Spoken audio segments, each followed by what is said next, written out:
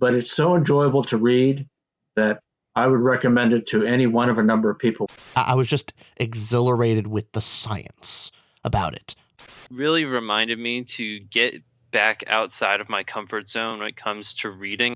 Andy Weir being able to explain very, very complex scientific concepts in a way that amateurs can understand. I don't want to do this with Justin. He is cursed. I'm done.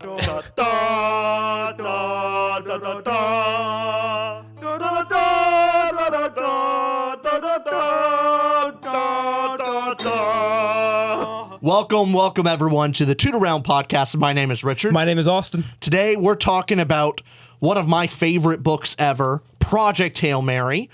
And today we have, we're first couple, 5, 10 minutes, 15 maybe. It'll be spoiler free, so hopefully we can hook you into talking to actually picking it up and reading it. And then after that, full spoilers, how we normally do. But today we have two special guests. One is my dad. Okay. Hey, welcome. You can call me Richard V, Rich Senior, R1. The better Rich, yes. I'm glad to be here. The other Rich, that's fine. Yes. Okay. For people that have been on our channel a while, my dad was actually on a previous episode of The Martian. So if you're interested in hearing more of what my dad has to say, you could check out that video. And then last but most certainly least, we have our friend Justin. I wouldn't take that, Justin. Don't stand for it. Absolutely not. That's Make them raise your pay. Okay. I knew this was an ambush when I signed on. No, thank you for having me on, guys. Happy to talk about this book. Does your description below your name say former roommate? What? Oh, yeah. I figured, make it clear. Emphasize the former. I think this is going to be a unique perspective to have. First off, thank you both for coming in to chat about it. We have, when we discuss on this episode, just for the viewer's sake, we'll refer to Rich as in the Richard you all know as Rich Jr. or Rich, what do you think? Then we'll call Rich Senior, Richard III, but we're going to have to differentiate since there's two Riches here. And Justin will be easy enough. But it'll be hard for me. You do mix this up. I've noticed you could have picked something very elegant, such as Richard the Lionhearted. That's what we'll call the old man. But no, Rich Senior. Okay, I understand. I know where I stand. Our monikers will pale in comparison for this one. But so the unique perspective we have here is us two. We reviewed a lot of books in here, so you have our perspective versus your dad, who's obviously read a lot more than us, who has from the Martian review, a lot of people gave compliments of saying how he actually gives context to scenes. He knows how to give proper presentations. Yes. And so then we have Justin. So it should be an interesting point of view to have us all mix up. It's such an ambush. Without further ado, so we're talking spoiler free for Project Hail Mary. We always like to start these off with a bit of information about who's this author, what is this book, and this is written by Andy Weir. The episode we referred to with Rich Jr. here to my right and Rich Senior, you both reviewed The Martian, which we'll link in the description below, and had a review on the channel here. So Andy Weir, this is his third official book he wrote, titled Project Hail Mary. His first ever was The Martian, which became a very famous movie that we all know with, Justin, you love the movie. What's the director's name or the main actor's name? Who was that? Matt Damon. Oh, yeah. Main actor is Matt Damon. I was giving him a game. I was trying to involve. You're trying to help him. Oh, got it. Sorry. I'm sorry I took your thunder there, Justin. Go ahead. You just snatched it from him. Okay. But so we had Matt Damon and major motion picture. And for those who, before we even get to the plot of the novel, this will also be a major motion picture with Ryan Gosling as the main character. I'm very excited. Oh, I am too. Yes. Wow. The guy is, Ryan Gosling is perfect. Has he ever missed with a movie? Even in bad movies, he's the shining star. Yeah, he's the good part. And this was his third book. Now, Rich Senior, you've read all of Andy Weir's books. You've read The Martian, which was his first book, Artemis the second, and this. Without getting into the spoilers of it, would you say Project Hail Mary is the best of those novels?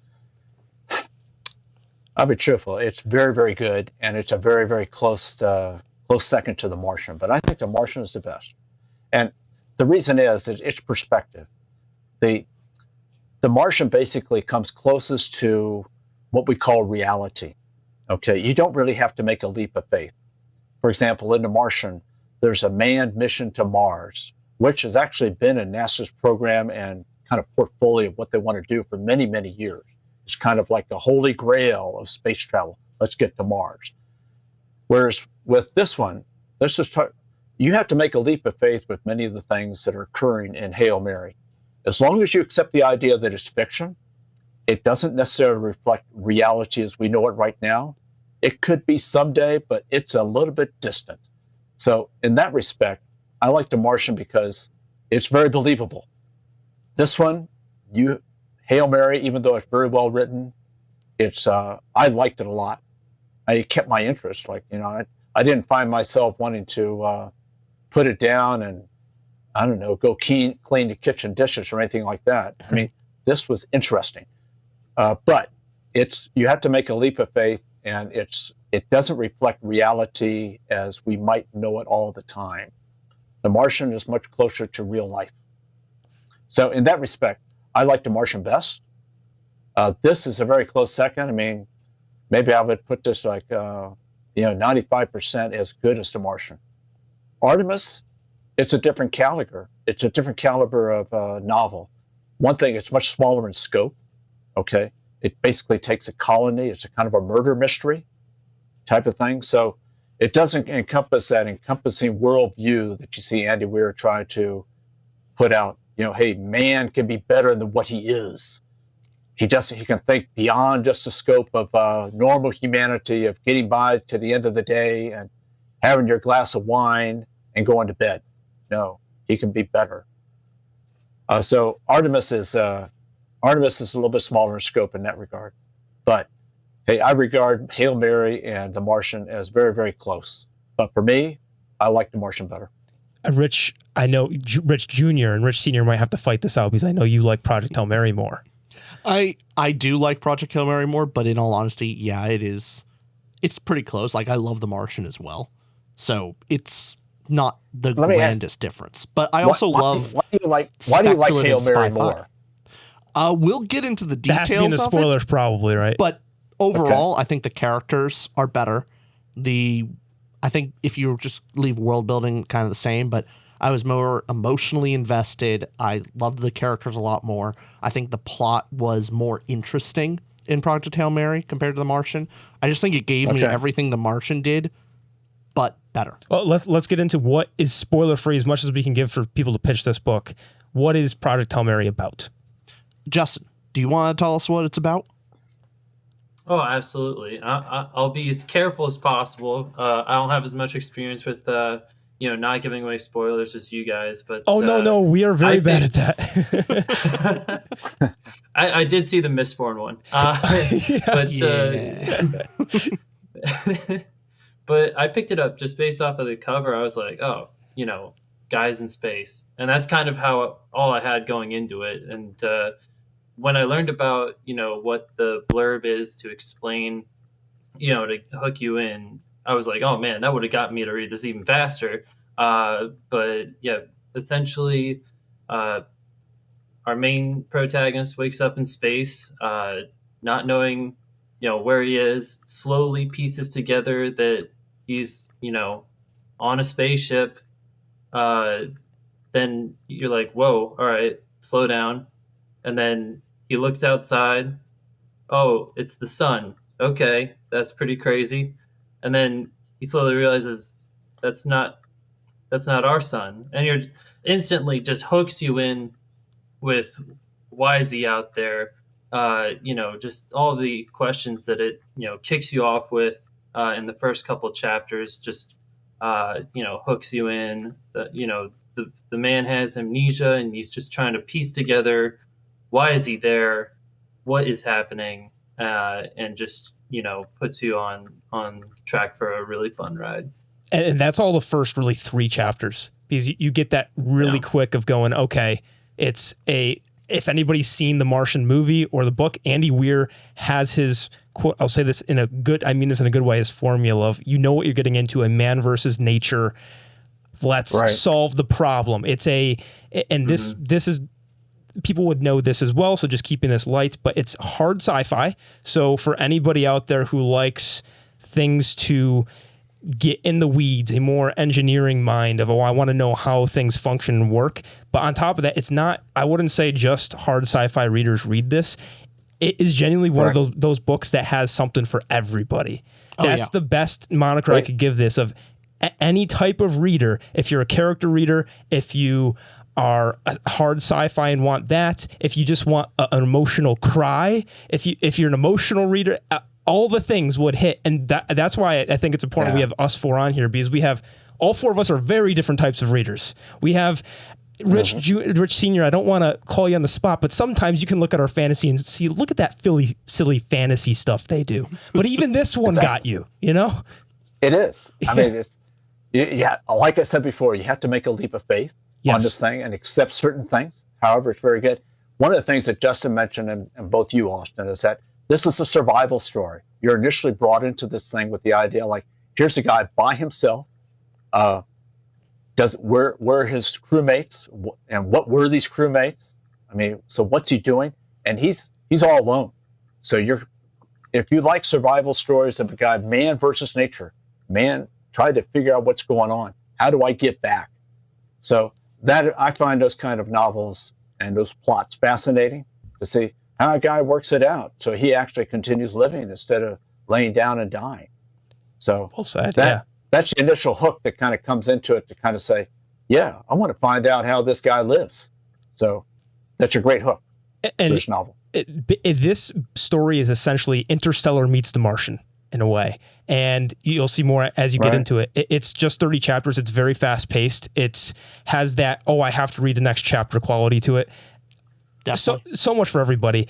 And last thing I'll say, maybe the person it isn't for, maybe you disagree, but if you're a prose enthusiast, that's not what it's known for. It does all the other things superbly. It's not known for having that rich prose that you can think about and contemplate. That's the one thing that, if you're looking to get this book, that's not the focus. And I will say, though, the prose is quite well done in terms of just dialogue and the descriptions. It's the reason why I will give the prose a lot of credit here is the level of technical detail that is explained in a way that amateurs can understand is incredibly impressive. That's why I think it's really impressive how he describes things, and also the dialogue is incredibly moving. So I will say I like the prose quite a bit. The prose, he's chatty, he's abusing when he talks about it, so he keeps things that he's not a high-flying human who could barely understand. He's a scientist, but he gets things down to things that, yes, you and I can understand. But I'll be truthful with you. Some of the physics aspects of this thing, I had to read 2 or 3 times to get a grasp of it. And I'm not scientific. So that's one thing to kind of tell any reader coming out there, is that, hey, if you understand science quite a bit, you were a science major, you paid attention in the physics class you had in high school and college, you're going to be better and understand this novel a lot more. So that's great to mention. I would say that. Yeah. So yeah, there is science in it, but don't be afraid of it, and be willing to take that leap of faith along with Andy Weir, that it is true what he's saying, all the physics principles that he cites. So. And this book online has very high reviews as well. It's the highest of his 3 books on Goodreads. If you're to take that, it has a 4.5 star on Goodreads. And for anybody that's interested in reading books like this along with the group, we have a Patreon you could join in the link in the description below, where we do a monthly book club. What's the one this month? It'll be a different book by the time this video goes out, but we're going to be doing The Winter King. Yes. Arthurian legend book. Hello, everybody. You just saw a quick jump cut there. Just to give you a bit of context before we give our spoiler-free rating for Project Hail Mary. So yesterday, we're recording this a day later, yesterday, the entire power went out of the studio, shut down completely. And the great thing about, the funny thing about that is that's God's message saying to Justin that God doesn't want Justin to be on an episode with us, because, just for some context, 2 years ago, Justin was on an episode with Rich. I was editing the episode, and Justin incessantly clicked a pen right next to the microphone the whole time. It was completely unusable, horrible. And so God decided yesterday he didn't want Justin to be on another podcast. So we got here, we started recording this podcast episode again, and we were, hey, Rich, what was your rating for Hail Mary? He gave it. Then we asked Justin. As soon as Justin started talking, the mic stopped functioning. The mic had some weird issue with it. We had to stop again. And this is the third time. And if something fails here, this episode's not going out.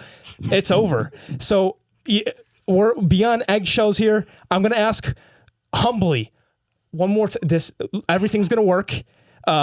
So again, I said this last time. I'll say the same joke I just said. I'll pretend I'm saying this for the first time. All right. Since we've been bullying Justin the whole time, I will finally do this and say, what is your spoiler-free rating of Project Hail Mary? Rich Sr., I would love to know what it is.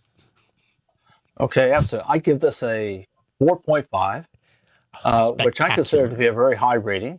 Yes. I would reserve a 5 rating on the best of the best, is something like just the best novel ever. Okay, the meaning of life is revealed in this novel. But the thing about 4.5, and this is what I want to say, is that it's an excellent novel. It keeps my attention. It's logical. It makes sense. There are some leaps of faith that you have to make in it, but it's very enjoyable reading. And if you're a space freak like I am, and I love sci-fi and space and exploration, this kind of gives one maybe a little bit of hope for mankind. Okay, hey, maybe we can actually do this someday, and we'll have this experience in reality. So that's why I give it a 4.5. Excellent. And Justin, our former roommate, former friend, what did you give it out of 5 stars? Former friend. Oh my goodness. Former? I don't know, after all the headache you're causing this podcast. Yeah. I gave it a 4.5. Okay, we're still good. No, I gave it a 4.5. You know, as someone who doesn't typically read sci-fi, this book was just really easy to grasp some of the concepts that Andy Weir was talking about. Similar to what Rich Sr. said, it grips you from the very first chapter and doesn't let you go at any point. It was just an enjoyable read from start to finish. And again, as someone who doesn't read too many sci-fi books, I mainly do fantasy, it was gripping and got me to get back into that genre, to be honest. So that would be my rating. Hell yeah. Awesome. What is your rating, Rich? It's 5. It's fucking 5. Floored me. Floored you. This is one of my favorite books of all time. It's in my top 5. I love it. I read my second read through for this video. I cried twice. I cheered. I was so absorbed. I love this book so much. It's going to be one of the easiest ratings we've ever done for a video. They might be more critical. They're the critics here. They give it 4 5s. I also gave it a 5-star. Fist my bump. Woo! Yeah! This book floored me. I will be singing its praises, and I think everybody here will be singing its praises. But I think I said this before. I can't remember because it was yesterday. But this book has something for everybody, and I also cried. And it's been a long time since I've cried in a book. So if anybody's curious about going and picking this up, it's universally acclaimed. All 4 of us were four very different readers. Go give it a shot. Right. It's very thrilling. I've got a question for both of you. Yes. Yep. Okay, you're giving it a 5, the best of the best. Okay. No. And Clearly, someone doesn't watch our podcast. Rich Sr., I'm disappointed. what's that? Do you want to tell your dad? No, small potatoes. It's small potatoes. Our rating of 5 out of 5 stars doesn't mean perfect. It just means we were floored. That encompasses many other things. It's not best. It's not better than anything else that you've ever read in your life. It's just a solid 5. 5 is we were floored. It will be used as an example for, if we're going to give an example for a great sci-fi, this would be up there. It got us to out loud emote. It was like blew our socks off. That's floored. Okay. All right. I understand. All right. I get what you mean though, because 5-star for some people can be perfect. It's your top 5 now, which for you it is top 5, top 10 novels. So also means that, yes. But sorry, was your question about if we give a lot of books 5 stars on here? Yeah. Do you do 5 stars often? I mean, is this because I would think like you probably should have a kind of a, hey, some things are 3, some things are 2. Mm-hmm. Hey, that novel just sucked big time. So that's not even a 1. Our Something like audience that. might be smiling because yes, we do. We do that a Yeah. lot. Yeah. Okay. All right. Okay. We looked at recently. I give about 16% of books 5 stars. And I think your number's Okay. probably similar. About similar. Yeah. So about 1 All in right. every 5 or 6 Yeah. books, and we're also reading books that we know we'd probably like a lot. So that's I also gotcha. the case. But hey, Okay. we through power outage, through mic issues, keep getting stopped before our full spoiler discussion. Here we go. We're jumping in. Spoiler warning. Yes. If you don't want to be spoiled for all the details, which there are some fun, juicy twists here, we're going to go full spoilers. All right, 4th time's a charm. Audio issues aside, we're going to spoiler-free section. I don't want to do this with Justin. He is cursed. I'm done. Okay, spoilers. Spoilers. This is our 4th try. Try. Sorry, Nick. Our editor's going to have a fun time. Spoiler warning. Spoilers. for Project Hail Mary. All right. I'm going to start with you. Oh, thank you. What did you give? First off, that means a lot. Yeah, you're welcome. What did you give the emotional impact out of 5? Okay, so 5 stars, floored me. Okay. And when we talk about the emotional category, we're talking about what was it going for, what kind of emotions, and what big scenes drew that from us. And what was yours? Was it also 5 stars? I mean, it's Rocky. Everything was. No, I mean 5 stars. Was that your rating? Yeah, 5 stars. Yes. Sure. Yeah, this I think the overall motions that it was going for was obviously tearjerker, the thrill, that chapter by chapter excitement, but also it was so cool to problem solve or live vicariously and problem solve with Grace. And obviously the time I cried, it was just such a heroic and feel good moment where our coward Ryland, he's going home and he says, you know what? What I wouldn't do for humanity, I'd do for Rocky. And he turns around his cowardice, and it's such an emotional good feel piece. He's just this simple teacher with big grand ideas and never wanted to go out into this whole campaign, but ended up that for me is obviously the biggest emotional moment. Now, for you both, Justin and Rich Senior. If you had to give a score to the emotional impact, would you say this was a stronger one? Would you rate that higher on this book? At least for me, yeah, I would rate it higher. I would give it a 5, maybe a 4.9, that type of thing. You know, I'm one of those guys. I'm probably never going to do a 5 unless it's just, truly out of sight. But you see, I think the thing about the emotion is that you see the characters develop. Okay, they obviously they get along pretty well initially, although it's very stilted. But they work it out. They finally get a common language where they can actually talk to one another. And then at first it's all business. Hey, build me this. Hey, this didn't happen in this last experiment. And then they start getting into, hey, I need you to watch me sleep. Well, why? And they kind of come to understand it. And then close to the end, Ryland says, yeah, you're my friend. You're my best friend. And then Rocky comes back and says, you're my best friend too. So, and this is interesting because these people had never, the only time they ever touched each other was when they had the accident on board the spaceship and they had to rescue one another. So that's the only, but other than that, they're always through a piece of xenonite. That's how they see each other. That's how they interact. And yet they still form this bond and this relationship. And it is very touching. I agree. Amaze. Good. Justin, Yes. did you cry? Well, I didn't cry. I did give this a 5 out of 5. I did pump my fists in the air on my drive to work when he, turned around to go after Rocky. I was like, yes, go get him, Ryland. It was a real touching moment. And, another part for me that didn't make me cry, but made me, there was some dampness in the eye area when, it kind of showed him kind of getting back to his roots at the end with, that class and he getting back to what he loves and, being able to interact with, kids, even though these are, different, but it was still, just so touching for him to get back to his roots. And I thoroughly just appreciated every moment with him and Rocky and their relationship. But yeah, floored. You remind me of a specific scene there, because the first time he's finding out about his identity, he's going, wait a second, I'm 30-something years old. I'm old. I like children. Oh, I'm a teacher, right? He goes, okay. Yep. Okay, got it. Good. Okay. Yep. Teacher. Right. Oh, thank God. Thank God. And so I wanted to see, how did the humor land for all of you? Because this is more, I've seen from online reviews, some people it really hits, some people think it's corny. Where did it land for you all? I laughed out loud many times. I had to pull over at one line. Like, if pretty early on into the book, there was a line where he just finds out, oh, I'm a scientist.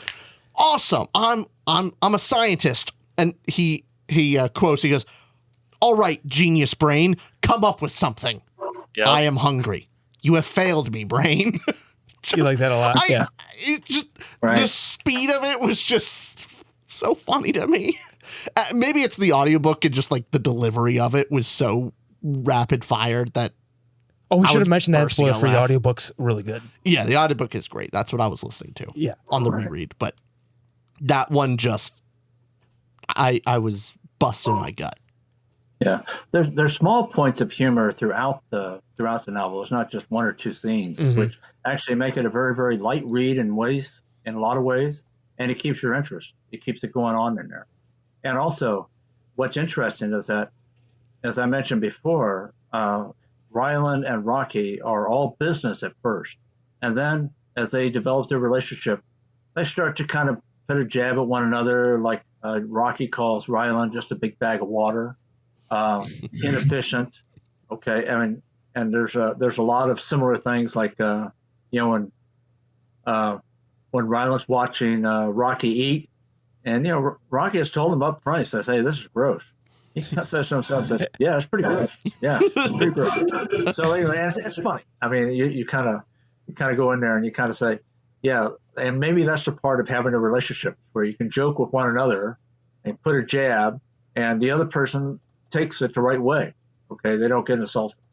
So I thought, like, I would give it very, very high rating for the emotion, and particularly the funniness of it throughout.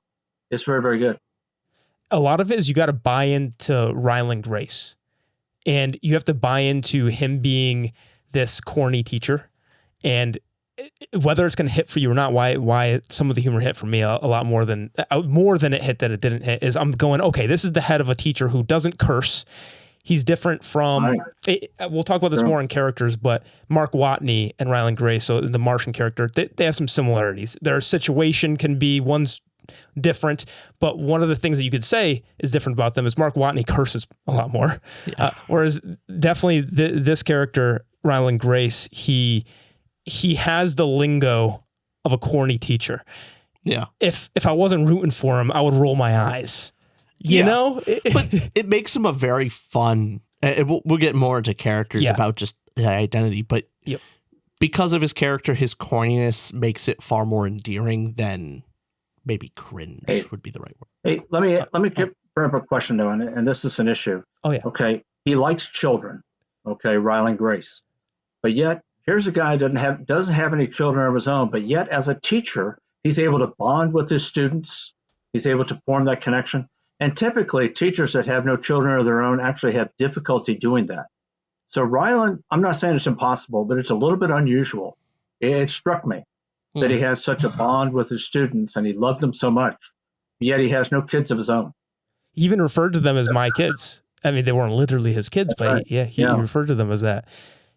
And evidently he had problems forming some type of romantic relationship. He mentioned he had one earlier, but it never really goes anywhere. Like the relationship fell apart.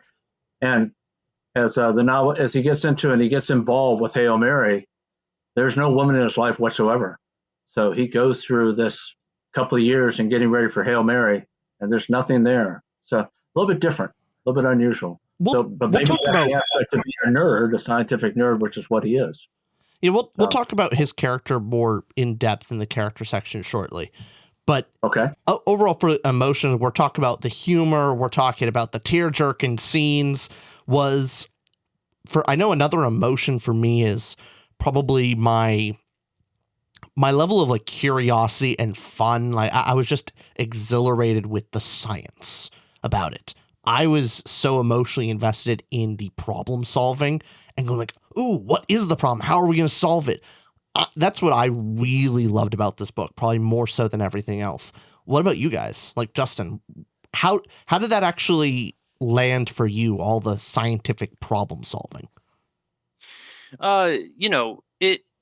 The scientific problem solving honestly wasn't what drew my interest. It was more Strat and her no nonsense that really made me appreciate like her method of problem solving, just kind of barreling through and being just forceful and just I am the authority kind of thing. And I just really connected with that because I'm a very direct person. So seeing someone take a very direct approach to problem solving just really made me satisfied with that piece of the book. Yeah. I would say that in terms of, I was intrigued with the problem solving that they did and the discussions of physics and the physical principles, because I don't really understand physics very well. I'm a very liberal arts kind of guy, but it actually prompted me and say, hey, I really ought to learn more about this. This would be interesting. Maybe I should make a better effort to try to learn it. So in that sense, I think the novel is a real win in that respect. If it can actually prompt you to actually try to learn some of this stuff that you see just a glimpse of, that's pretty good. I mean, that's a well-written novel and a well-written corollary effect of reading a work of literature. So I was very impressed with it. And I didn't understand everything that he said, but it was close. And Andy Weir does a pretty good job of trying to boil things down to something which is close to understandable for the layman. It's definitely a great book for... It's definitely a great book. Sorry, audio issues again. It's definitely a great book for students to read. I think this would be a great book for maybe like high school students to read and to maybe spark their curiosity, and gives them plenty of stuff to ask their science teacher about, which I think fits with the whole Ryland Grace thing. So that's what I think would really fit this book well. So I think it should be taught in classrooms. The finale of this whole book, which I also agree with you, Justin, that got me in my feels too. Just seeing how he's now teaching these Iridians on another planet. It's such a ridiculous concept. It's so cool. It comes full circle. I love a little parallel structure in my books, but also this will bleed into themes, but the optimism, it's feel good. It is feel good sci-fi, and it's not one that's going to make you think doom and gloom, space opera. We have plenty of those. We have plenty of those that I also love, but it's awesome to just read a book with a smile on your face and go, yeah, let's go. So that was very sci-fi fun. is a little few and far between lately. Like the biggest examples of optimistic sci-fi is most definitely like Star Trek is probably your biggest hopeful sci-fi franchise. But other than that, there's a couple other examples, but not too many. But not that we've read, but there's probably others there's more. But just one popular of the things examples. Interesting about this sci-fi, the encounter between two alien species. Typically, like when you take a look at Star Trek, when you take a look at other sci-fi, an alien species shows up and there's suspicion. Yeah. Hey, that could be dangerous. Okay, let's kill it. Okay, first, it could attack us. That type of thing. Both Ryland and Rocky approach each other with a sense of calm, no threat. Let's try to understand one another. Let's try, what do we have in common? Can we get along? And it's not so much can they get along. They know they can get along if they can just talk. But there's no sense of threat or this typical, hey, you got to take any alien and regard as a threat person. Only when he proves himself will I calm down and treat him like an equal. So you don't have any of that here. So it's a very different genre for sci-fi, I think. Definitely. I think having a common enemy with the astrophage, and understanding that cooperation is going to be necessary for both of them from that standpoint, kind of helped smooth out that initial encounter. Yeah, well said. Because it's man versus nature. They're both battling the nature together. Although that nature is another alien, but it's algae. To move, Right. actually, good segue to move into the thought-provoking nature, and the Yes. themes, the message, what this book is trying to say. That's definitely one of the aspects of. Would you give it out of 5 stars?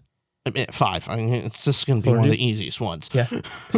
So the reason why I'm giving it a 5 stars is, one, I think all the science made me think so deeply about these physics principles. I felt like I actually learned something about it.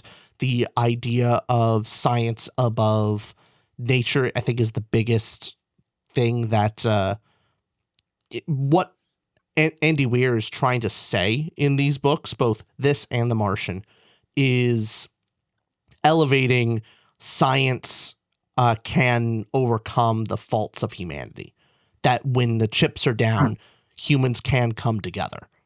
And that a bunch, humans have politics, humans have all these different social issues, but scientists can come together. That's, I think, his hopeful message. I don't know how true that is in reality, but it's definitely a nice message here. I think the reason why Rocky and Ryland actually can get along is they're like, Rocky is an engineer. He's an engineer that's been alone. Of course, he's not going to be super hostile. He's not a part of their military. And same thing with Ryland. He's not a straff, or he's Ryland Gray's school teacher alone on a spaceship. His personality, of course, he's going to be kind. Yeah. Was it? I think what you have here in this novel, and Andy Weir does have he has a theme which he's trying to do, and it's a carry on from The Martian. In The Martian, you have basically, Andy Weir has a theme of saying, like, hey, here on Earth, nations are going to compete with one another. They're going to be jealous. They're going to fight, and they're not really going to get along, and they're always going to be trying to look out for number one, never really cooperate, but there's conflict that they have to resolve. And essentially what you have is that, however, what Andy Weir is saying, but if you get away from the Earth landmass, if you go into space, in space, it's a new territory. Maybe you can cooperate. Maybe countries can get together and function as a world order. So you have, like, basically NASA, the Chinese Space Agency, actually cooperating together instead of competing in The Martian. So you're starting to see this effort where, just as Richard is saying, is that you have a sense of cooperation between scientists. Okay, this is going even further. In Hail Mary, you already have a situation where basically, whether it's forced or most countries seem to be agreeing to this thing, there's a common problem. They're all on board, everybody across the world. This is a world solution. So they've gotten beyond this thing of, hey, problems stop at the national borders and my country first above all others. There's none of that. And even then, in space, basically, Andy Weir is saying that, hey, not only can we as a world function and function well and do better than just one of us alone, we can actually cooperate with other species to solve common problems. So he's trying to project an image of saying, like, hey, maybe things are too late here on Earth for us to fix the problems that we have between nations and between countries. But in space, we can cooperate, we can work together, we can help one another, we can do things for the common good. And we're better together than we are separate and alone and working to our own devices. So I think that's a common theme of what Andy Weir is trying to do here. Yeah, I also give this a 5 stars. Floored me for the message, and that's for a couple things. What you're all saying about humanity and the science behind it, but on top of that, I hinted this in the emotional part, but that character message that we get about our main character was not willing to save humanity and risk his life.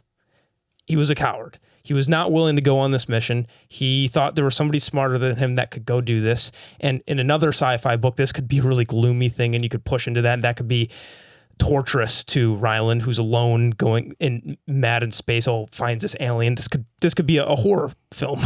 But then the message I got out of it was, what you're not willing to do for this just large conglomerate of humanity, you'll do it to a friend. You'll do it to somebody you feel close to. Yeah, and interesting. he was willing to do that for his friend.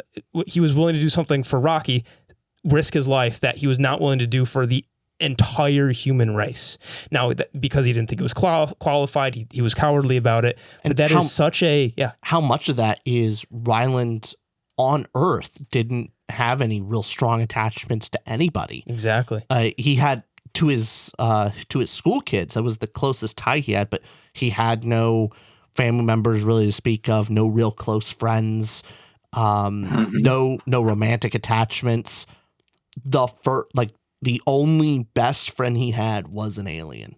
And so so why was he not willing to help humanity? Because he didn't have any individual tie. Mm-hmm. And maybe that's just more of the collective issue of most, there's global problems, but you need to have something closer. Well, you guys are talking though. I agree with what you're saying, but in terms of looking at Ryland, okay, yeah, he starts out as a coward. Okay, he's an introvert. He's a nerd scientist type of thing. But I think, it's because of Rocky, but also because of the mission. He basically drops his cowardice at a certain point. Maybe he kind of says, "Hey, I'm going to die anyway. I know it, and I'm going to do what's necessary." So he starts out as a coward. I don't think he ends up as a coward. Okay, I think he finds his bravery, he finds his soul, and he meets the challenge and he does the right thing.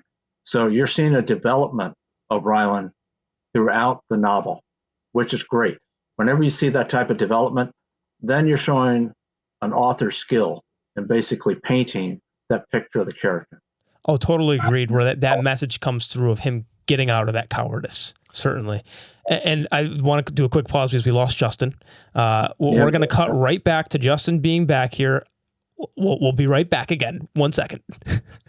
All right. Where is he? Where did he go? Justin, we missed you. All right, we're back.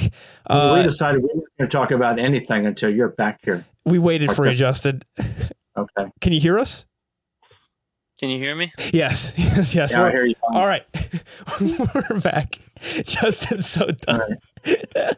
Okay. So, as far as all the messages go, we talked about the character message, the larger optimism this story has, the science stuff. The one science bit that I liked, this is something that I thought before reading this book, and I've always wanted represented in sci-fi. I just have yet to read it in a book until I read this book. But the first contact, the first alien encounter being some sort of not bacteria, but a space algae, something that isn't sentient life. I have always imagined that the first alien we'll ever encounter, which might be my prediction, will happen after all of our lifespans. But I think the first contact will be some sort of bacteria or small alien life, single cell organism. That's the most likely scenario if you're just to do the odds, the number game. Sure. And so, and Fermi's paradox, all that, whatever. But I liked seeing that we got to see this space algae. It was a very realistic, in a sci-fi way to show a natural disaster that's happening. It felt very, it was not contrived, is what I'm trying to say. It was very plausible, which is what makes sci-fi, because sci-fi versus fantasy is, oh, the wizard came and said poof to the sun. Whereas he gives a presentation on what he thinks would happen. It's a very creative way of, like, literally the sun is dying, and then pretty quickly on you kind of accept, oh yeah, it makes sense why the sun is dying. It makes sense that you just really accept the idea of alien bacteria is eating the sun. Yes. And that's why the earth will end. And what do you do to solve that? You find that bacteria's natural predator. Like, obviously. And this book quickly kind of just very easily gets you to accept those concepts. Yes. It definitely. And I was actually surprised that they didn't try something dramatic, such as send a bunch of nuclear weapons into space and see if they could explode the Petrova line of astrophage going back and forth. So, but no, they took a much more scientific approach to it, and maybe they discounted that. So, Well, right if the astrophage can survive the sun, that's true. It probably could could survive a it nuke. could survive a nuclear explosion. That's true. Right. Yeah, I mean, that's my true. suggestion would have been, nuke Venus, but that's just I feel like we Get could rid do of the without source. Venus. I'm just saying, would it have worked? Maybe. Who knows? Repercussions be damned. This quote, I think, also encapsulates part of the theme. In quotes, it says, "Human beings have a remarkable ability to accept the abnormal and make it normal," which is very true.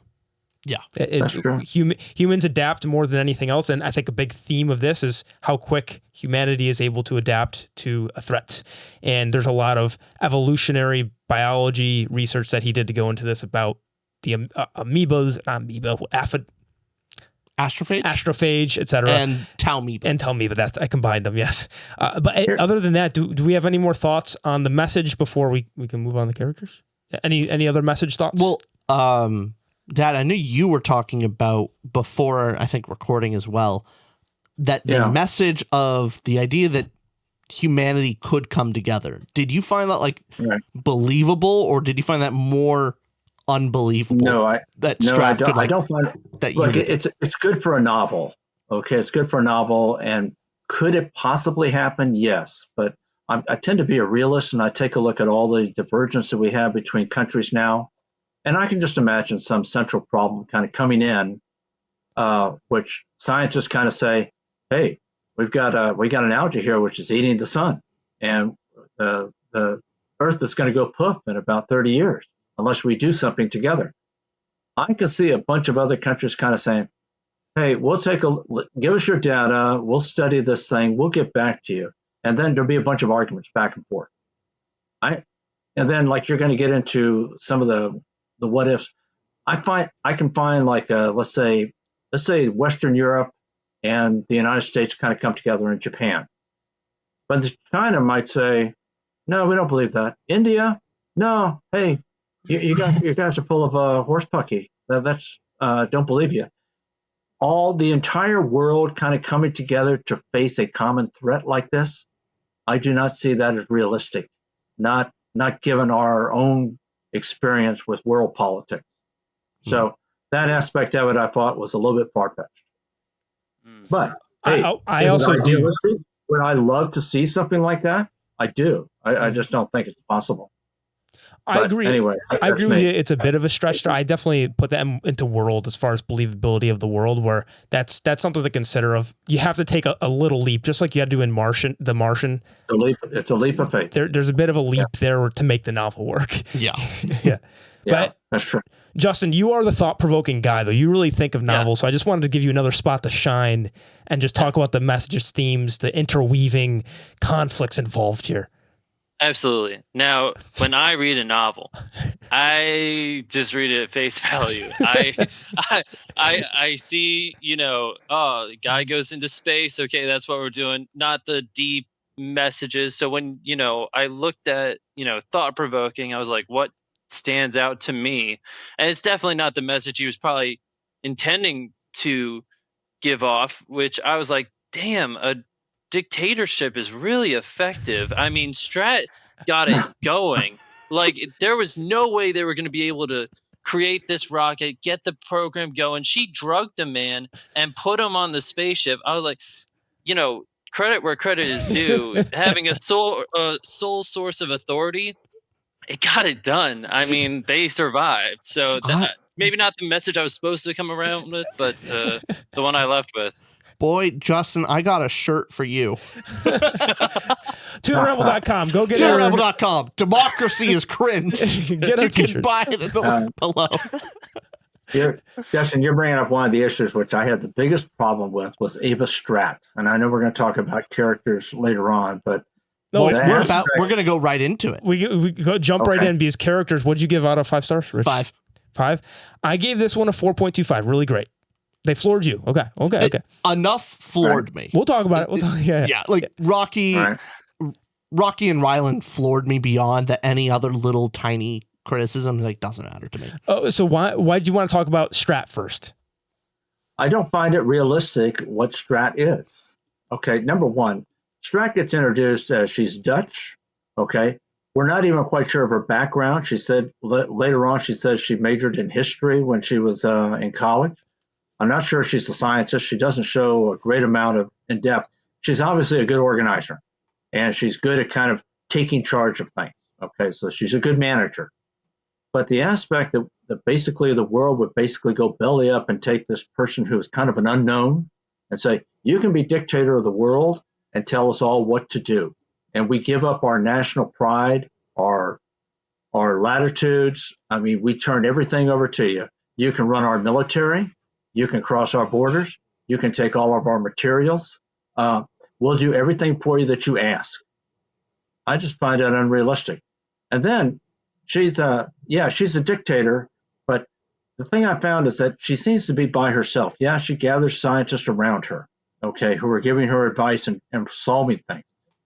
But I would see it much more logical that in a world problem such as astrophage is presenting, is that there'd be at least a group of countries that would kind of get together, maybe the presidents or prime ministers of each country, which would kind of form a committee. Now, they might take one person and kind of say, hey, you're in charge. It could be the US president. It could be the EU president or the Chinese. But I just don't see all these countries going belly up around the world and giving all this authority to Ava Stratt.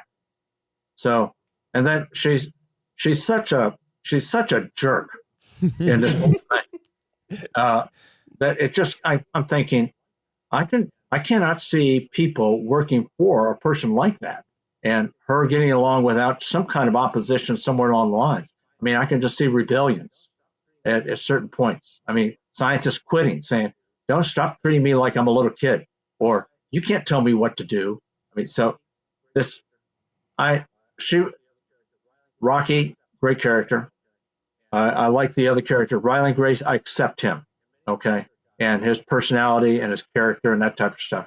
And many of the other guys, the scientists in there, most of them are nerds, the scientists are, but okay, that makes sense. Ava Stratt, she was the most unrealistic aspect of the novel for me. So if you wanted me to give a rating for Ava Stratt, I give her in terms of her efficiency, how good she was, I'd say maybe a 2. What would you give the overall characters of the book? Overall characters, like I say, most of the scientists were nerds, but pretty accurately represented. Riley Grace, I accept him, what he is. He's a nerd scientist. He's a coward, but he develops. He kind of comes into his own. Rocky, I accept as he's just kind of all business. I mean, yeah, he has a soft side to him, but very logical. And I give him a 5. I give Ryland a 5. Ava a 2. The other characters were kind of non-consequential. I mean, they only appeared periodically, when they had a particular technical issue that they had to provide. I thought it was interesting. One guy they pulled out of prison in New Zealand. He was just a businessman trying to make money and steal, and he had a gambling problem. So he's a human being, smart human being, but he's just a human being.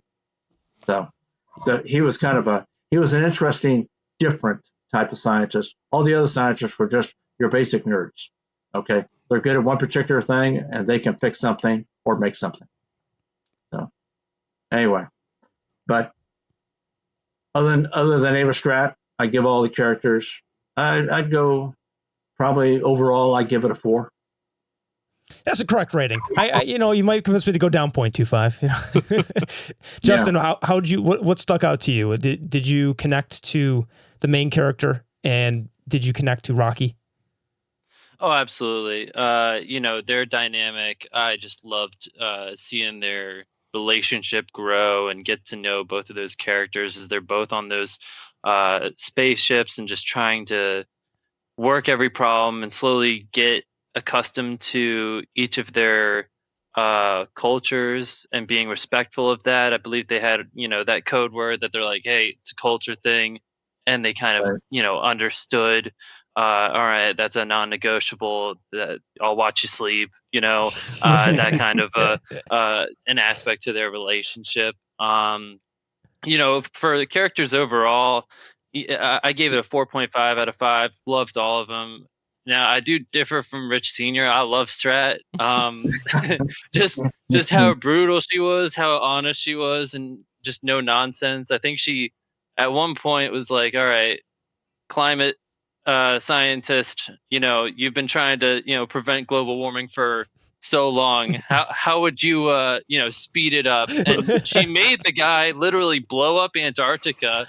And she's just like, "All right, take that, tree hugger. I'm gonna blow it up while you watch." And he's just watching as like all of like his years of hard work trying to preserve and protect the climate just goes up in flames. I was like, "Yep, I can get on board with Strat." I just love her line of we human like he was like, there's no way we could increase greenhouse gases that quick, and she's like, humanity has been half-assing our way to increasing global temperatures.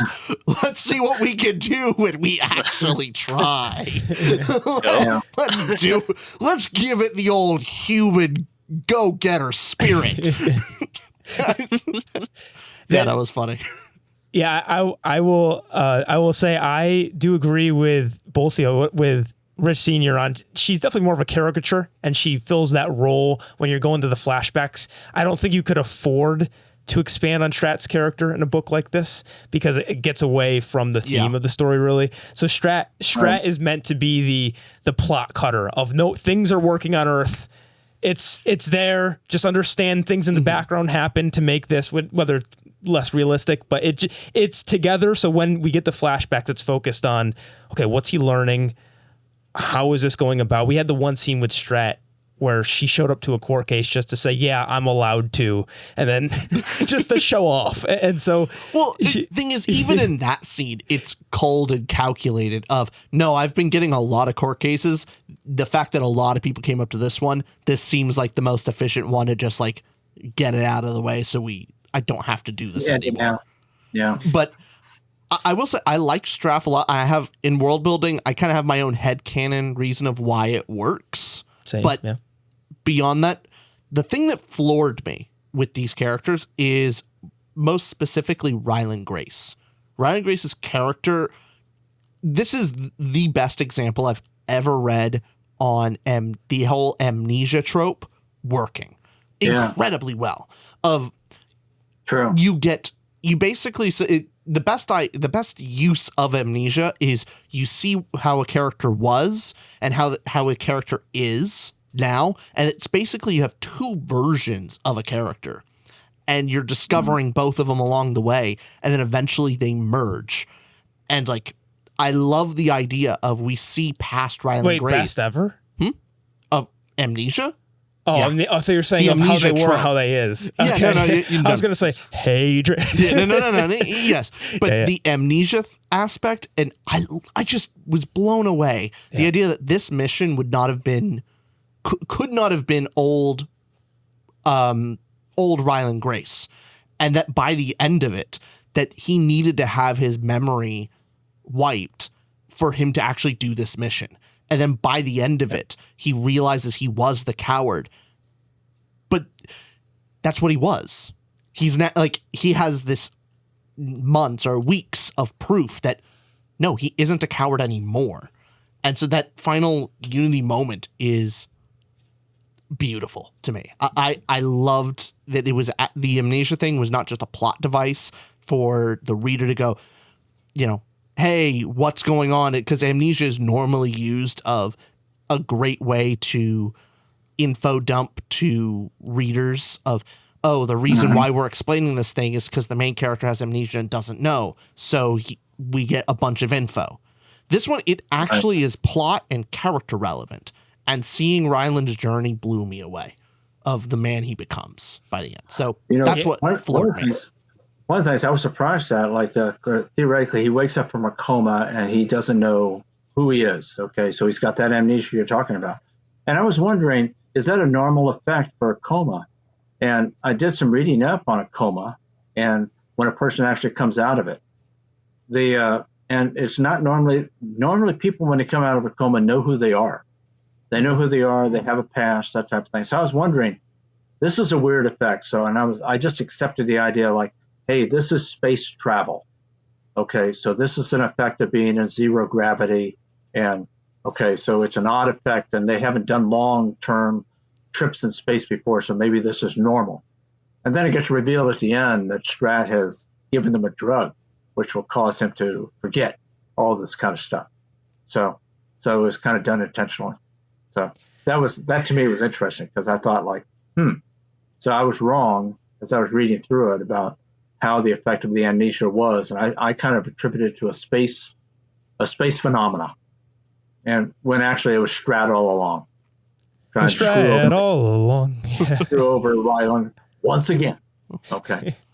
Yeah, so when it comes to our main two, Rocky and Ryland Grace, I think it does them so super well. Rocky's my favorite. I mean, I love Rocky. I think as far as side companion, I can't even really call pets companion or animal companion, but just alien companion, was done well because of how they communicated, and the translations and slowly building the bond between them made you so affectionate toward Rocky, and just how Rocky spoke as well was adorable. This 50-year-old alien's adorable, and would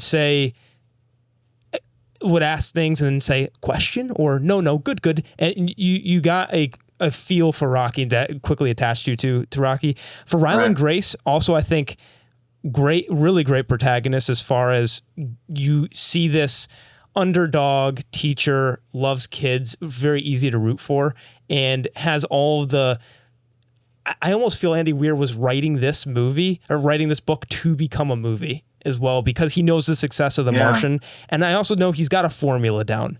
And as far as irreplaceable characters go for 5 stars, he could probably be replaced with Mark Watney, just graded differently on the scale. Now, the big difference between the two of them is Mark Watney was actual astronaut and curse a bit. You know, he's not the teacher, or actually they both at the end have that. But anyways, the difference between the two, I think Andy Weir has a formula and knows how it works, and writes that great kind of character. So I think I don't think he's, the best ever, but I think mine would go Rocky, then Ryland Grace, and then we'll say Strat, even though Justin, you made a good argument for Strat. I did appreciate that. That's right. I disagree on Ryland being able to be replaced with Mark Watney, in the sense of I don't think Mark Watney would do it. It's just almost a completely different book. The reason why this book kind of floored me is because of Ryland Grace, and the fact that he's just a school teacher. He's a science school teacher in this weird, unpredictable situation, a unknown coward, but so much of his motivation from the beginning is when he realizes, oh, I'm on this mission to save Earth. And he goes, I was a school teacher. How the hell did I get here? And then thinks to himself, like, oh, I must have made the choice, the sacrifice to go on this mission. And him thinking that he did do that made him heroic. Like, thinking that he was heroic made him heroic. And how much of an underdog he is, the fact that he has this curiosity about him that is just so infectious, it takes away from not as specialized, where he just has a bit of a broader knowledge base. He has things he's not good at. The way he interacts with Rocky clearly helps because he's a teacher. All of these aspects make him just, I think, far more compelling than Mark Watney. I love Mark Watney. Oh, I like them more than Mark Watney too. But Mark Watney is just like kind of superhero, where Ryland is not. Ryland has a big character arc too. Yeah, it's what's endearing. Yeah, I just think I think you're like, okay, I'm not pulling the 5-star, but Lonesome Dove and this both 5-star characters. This is. I mean, this is really great stuff. It's just I'll still stay behind it. Yeah, maybe I think Lonesome Dove is better.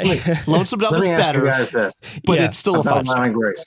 Yes, Ryland Grace he's in this amnesia. He doesn't really kind of know who he is, but there's all this lab equipment. and there's a bunch of machines in this thing. Is it logical that he would know how to use all of these perfectly?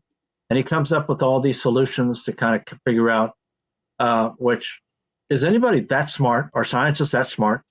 Actually, that's actually that brings up a point that I have more so. My one pet peeve about how Ryland was written, again, really great. I don't want to look like I'm hating on the characters here because I do really enjoy them. But he would remind the reader a lot that he was a teacher. So anytime he did do one of those things, he would be like, "Oh yeah, teachers know this thing. Oh, I knew this equation. I knew how to do this thing. I knew it. Teachers know esoteric stuff like that." So I think that's the reasoning that was given by Andy Weir, was because he's a teacher, he is up on top of this stuff and he's so enthusiastic about science, so he does that. Well, I'm guessing that would be some of the stuff makes complete sense of where it's like the exact distance from the Earth to the sun. It's on tests, exams. Yeah, of course he has, like, he's a science teacher. That kind of stuff does roll off his head, and when he goes into the details of, oh no, I have a scale model of the solar system I put a lot of time into. It kind of makes sense why he has some of those details off the top of his head. I did some of them though. Okay, so I see what you're saying about his scientific knowledge and his ability to use machines and solve these scientific problems that are presented to him. But he can also navigate the ship. He can fly this ship. He's acting like an astronaut. I mean, he can do everything. He can steer it a certain direction. He can make gravity with it. Of course, he went through all the training with the other astronauts, and maybe they're supposed to help one another and try to. But he's almost like, he's a scientific nerd, but he's almost like a Superman in this thing. Now, maybe that's an aspect of the novel to make it work. For example, if you had a scientist on board the ship who can't fly the ship, how's the novel going to go forward? How's he ever going to get to Tau Ceti? How's he going to maneuver around and find Rocky? He wouldn't be able to. To that, I think a lot of that is the ship. I think Andy Weir does a great job of explaining, like, he doesn't know how to fly the ship at the beginning. Like, he's pushing buttons, and when it goes like, how does he make the artificial gravity work? Like, it's the computer. He goes like, turn on centrifuge, and it does it. Like, he understands the concept of a centrifuge. Like, that makes sense. And so most of that stuff, like the technical know-how, on top of him being a studied microbiologist, that's his specialty. So of course he's able to do a lot more with the genetic engineering stuff. A lot of the other things is kind of automatic. Like, he explains how the lathe and like the manufacturing stuff, like it's 3D printer, it's kind of does it for him. A lot of that stuff it's the machinery. So your belief is that the ship was made smart enough that it could actually back up an astronaut or a scientist if there was something they might have forgotten. Yeah, so basically, it's relatively intuitive controls, helping him out every step of the way. Okay, if he can't quite do something. So I guess, and that makes a certain amount of sense. That's a great rocket ship. Then that's a superb rocket ship. Yeah, I mean, he doesn't have to he doesn't have handles. It's more of a, all right, I'm here, I'm there, I need to figure out the angle to adjust, and then he types in the angle to adjust on the spaceship, and then it adjusts. Okay. So I don't think that's completely beyond one thing about Ronald Grace, which I did not like. Okay. He decides to give everything to Rocky at the end. He gives him a computer. He gives him all the data off of that is on the ship. And I was just thinking back to Star Trek and the Prime Directive. You don't interfere with other cultures. Well, that's what he's done. He's basically given Arid and the Iridians a jump start, in their own culture. Is he going to do something bad to Arid as a result of that? Maybe they'll develop faster. Is that good? Is that bad? Hey, so I'm a firm Kirk defender. I'm a firm Kirk defender, and Kirk did not believe in the Prime Directive. I will say, like, they could use some help. I think most of all but one of the crew died on the way over from radiation because they didn't know about it because of their atmosphere. Sure. So, there's some things that they could definitely benefit from, and even though it's violating Prime Directive, it's still helpful. And Ryland's a nice guy, But also, the cat's out of the bag of they've already interacted like, Um, what benefit is there to like? Of course, help him out. Why not? it's Rocky. It's Rocky. Which Rocky? What Rocky? It's not that he has a character arc. It's not that he's anything intricate. We only know Rocky through the dialogue we get and the silent dialogue between him and Rocky. And like you said earlier, Rich Senior, of they only touched once, so we got to see Rocky. I think the coolest thing about him, which more world building stuff, but the fact that he can't see and can only sense things, and how that changes his whole world view, did a ton for Rocky's character for me, of just how he thinks. That's unique. Right. That is one of a kind. That was such a cool alien creature, that why Rocky just stands out and was both very lovable, could root for him, makes complete sense, and could see the Iridian worldview, and also having just an optimistic alien working with you. Also very cool, despite my Ryland Mark Watney comparison. So I still think really great characters, and I think those are really only three to talk about here. I can't think of, and like you said to Rich Senior, just there's everybody else is tertiary. We had Justin, I know you liked the scene where the two scientists talk very directly about sex, and we're just going, Yeah. By the Just way, out in the Ryland, open. You only mention sex in the entire novel.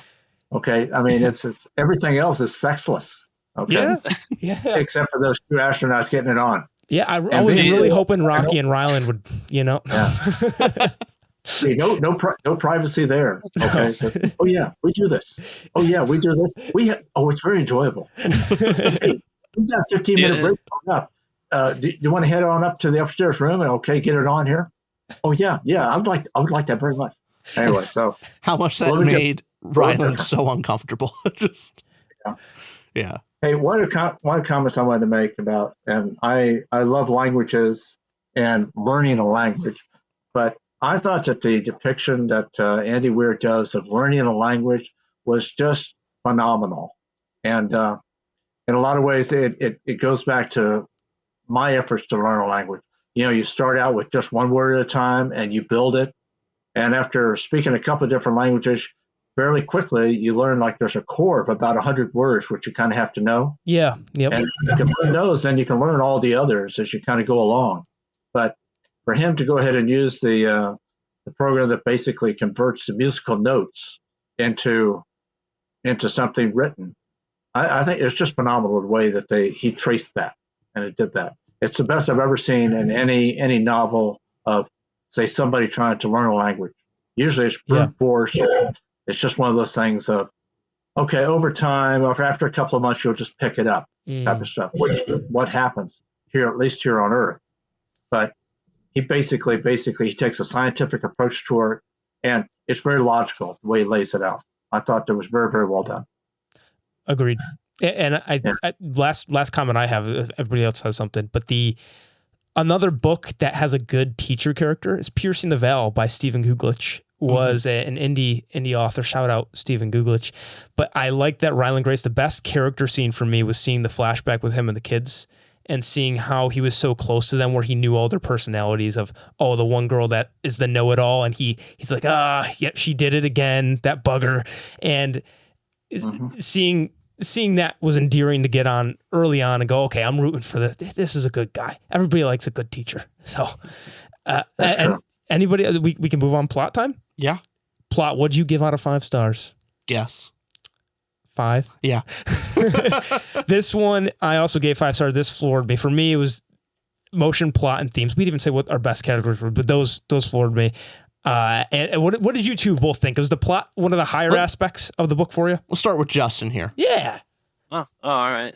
Yeah, it was, very satisfying way that the plot developed, with having that initial problem with the betrothal line, and then, slowly throughout, this is more like, chronologically, but, building the spaceship, going and, having all of those issues come up. I found it very easy to follow, and, like we said, there's a lot of scientific themes, but it's still very easy to follow along with when things go wrong. His process of, slowly solving a tiny problem, and then that helps me solve this, which is the overarching problem of how to beat the astrophage, or how to build a I forget how long, but linked chain to go down and grab the oxygen or the atmosphere down there. It was just really easy to track along, and that's what I've got on plot. How about you, Dad? Okay, well, I think like the plot was great. Okay, it starts out my problem once again with the plot is how. Oh my God, you are so Rich's father. What'd you like? Well, the problem is, it's why not be optimistic about sci-fi? Be like Justin. Justin, I loved your answer. That was great. It was positive. Rich Senior, what's the problem you got? I want to be truthful about this whole thing. I do appreciate it. Yeah, I'm joking. Bring me in here to be Mr. Smiley Face, okay? I wanted to hear actual, real opinions about something. The plot is good while they're in space. The plot as it develops cooperation on Earth to get the Hail Mary built, I thought was a bit forced and sometimes not realistic. Okay, it moves along. Okay, and once you take that leap of faith and you say, okay, you got a dictator here, on a scientist dictator who basically all the other countries have now knuckled under to her. Okay, once you accept that, okay, perhaps it makes sense. However, the plot in space and all the actions that Riley and Grace has to take along with Rocky to go, I think that was great. And what it does is that at first I thought, hey, things are working too smooth here. Okay, they're going along. They were able to communicate. They develop a language. They're both working on. They both know that the astrophage is a problem, so they have a common problem. I was saying, hey, where are the problems going to be as they're moving along? Well, then they have the problem with the couple of rocket engines. Okay, blows up a portion of the ship and puts a hole in it. Then they have the other problem where basically, Rocky gets singed, and they have a physical problem. So, and then the astrophage basically comes in. It is able to go ahead and actually be defeated. Nitrogen is able to defeat it, and that's when Riley Grace has to go ahead and actually turn himself around from going back to Earth, save Arid, save Rocky. So the plot. So there's enough twists and turns in the plots to make it interesting. So in that aspect of it, everything that goes on in space is great. Okay, a great plot. Those little vignettes of how they actually get the Hail Mary off the ground on Earth and this world cooperation, which I find unrealistic, that left me a little bit flat. Okay, I didn't feel was realistic. So that's my opinion. What do you think, Rich? I loved both. I loved both aspects of it. Kind of in my head, how I saw like why Straff is maybe like, yeah, that is the probably biggest stretch even beyond the astrophage, is Straff just like being world dictator. How I kind of saw it is especially Dutch woman and jerk. Okay, jerk with a capital J. Kind of, but she's also it's not Strat, Richie. Strat, thank you. It's not Mistborn, it's Strat.